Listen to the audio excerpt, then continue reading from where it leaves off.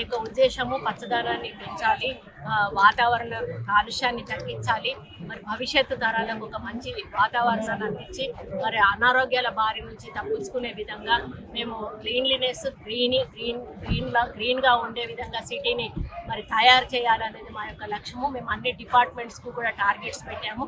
అన్ని డిపార్ట్మెంట్స్ కూడా ఆ యొక్క కార్యక్రమాలను పూర్తి చేయాలి.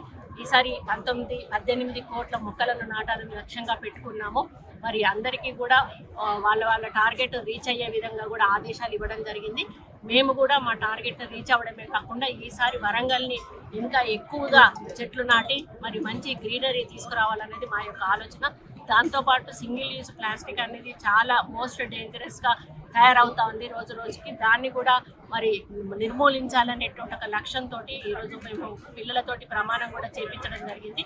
ఆ విధంగా అన్ని స్కూళ్ళల్లో కూడా చేయించాలని చెప్పి కలెక్టర్ గారిని ఆదేశించాము. అదేవిధంగా గ్రేటర్ వరంగల్ మేయర్ గారిని కూడా అన్ని షాప్స్కి కానీ వేరే ఫంక్షన్ హాల్స్కు సినిమా హాల్స్కు కూడా మీరు ఒక నోటీసులు ఇచ్చి ఇటువంటివి వాడకూడదు అని చెప్పి ఒక ఇన్స్ట్రక్షన్స్ ఇవ్వమని కూడా చెప్పడం జరిగింది.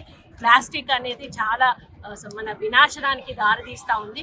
దానివల్ల ఎంతోమంది ఆరోగ్యాలు పాడైపోతున్నాయి. ప్రజలు అది గుర్తెరగాల్సిన అవసరం ఉన్నది. మనం అది ఎంత తక్కువ వాడితే మనం అంత ఆరోగ్యంగా ఉంటాము. మన పిల్లల భవిష్యత్తు కూడా ఆరోగ్యంగా ఉంటుంది. అది 100 సంవత్సరాలైనా కూడా భూమిలో కరిగిపోయే అవకాశం లేని వస్తువులు అవి.